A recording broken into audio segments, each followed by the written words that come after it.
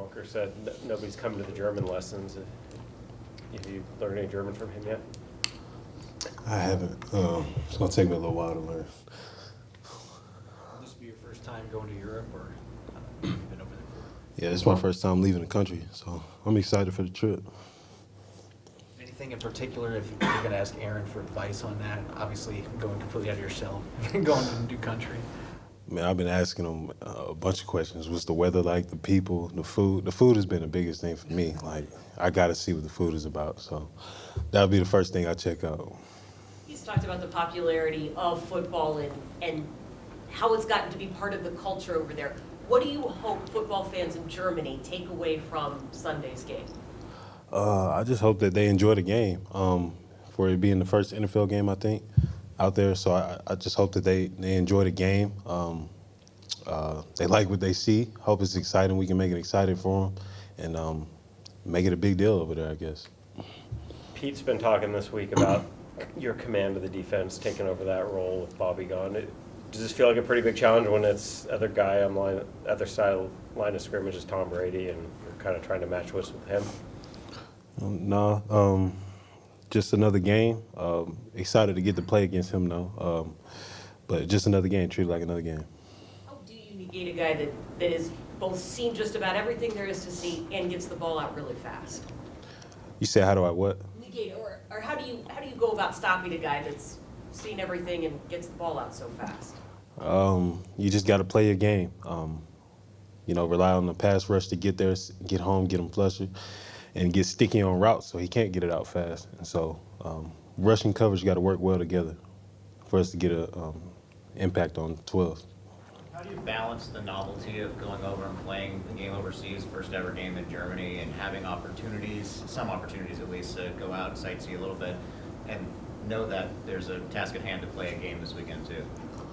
I think that's where you got to be a professional.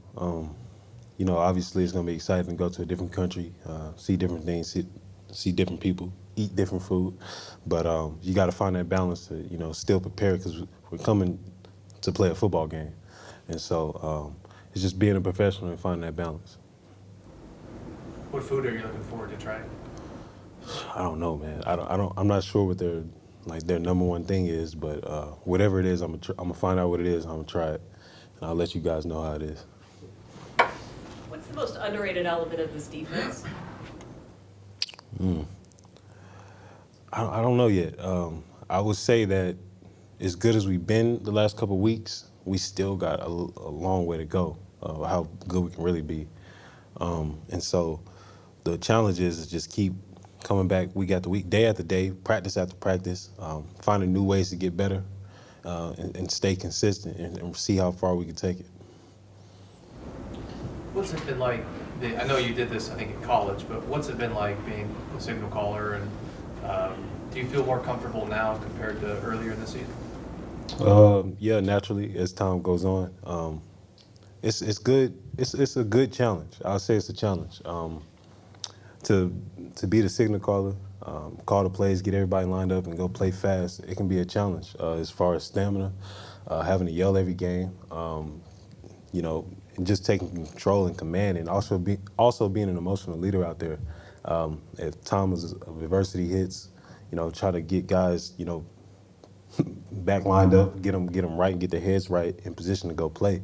And so that goes into, all that, the Mike linebacker role. And so for me, I've just been finding ways to balance it and find ways to just keep getting better and helping this team. I think a lot of people probably think that your job is just to call the play, but there's a lot more to do after the play is called, right?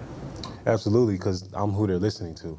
And so after I give them the call, if we got like a TV timeout, there's a third and long or third and short, I want to gather the guys and let them know what the situation is.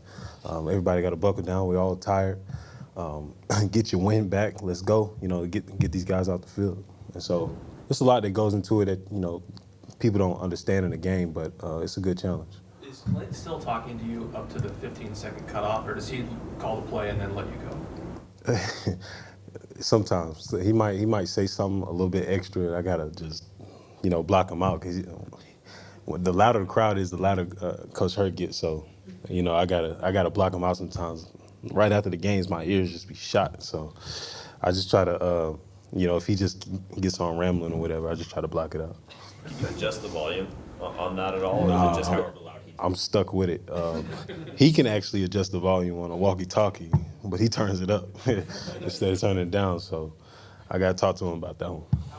How's your relationship with him grown and evolved? His first year, kind of calling plays, your first year, kind of being in charge there in the middle of the field. What's that been like? Yeah, it's grown a lot. Obviously he's been here for my first 2 years, but he was more so working with the D-line, so we didn't get that as much one-on-one time.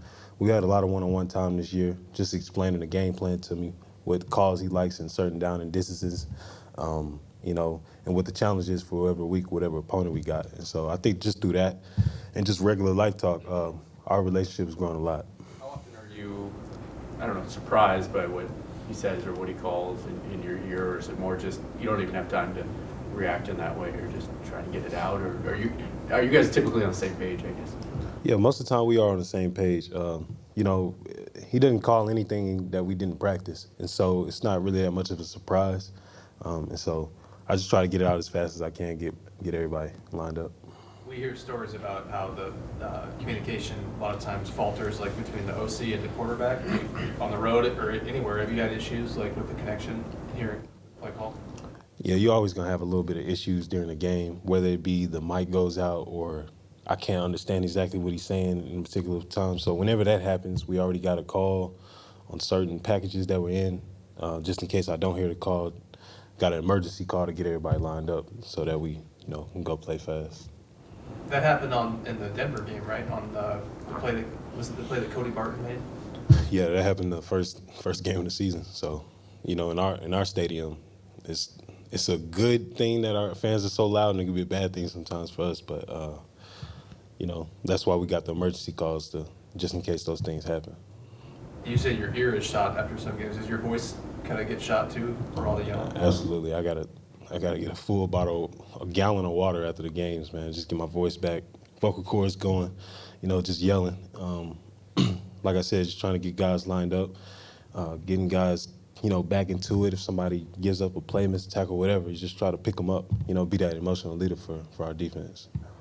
Jordyn, how do you kind of approach these guys as a running team? They're last in the league in the amount of yards they're able to gain, but they still stick with it. How do you kind of balance their keeping them in check despite their struggles with it, and knowing they've got an effective pass game too? How do you kind of look at their You got to respect every opponent. This is the NFL, so whether they last or first, it doesn't matter. They still got guys that can make plays. So we prepare for it just like any other week. I don't really care where they are as far as the rankings. They could be last right now and go have a great game and be first. So we got to respect every opponent and make sure we're honing in on the details of what we need to do, and so that we can go out there and stop them. Good. Thanks, Andy. Appreciate y'all.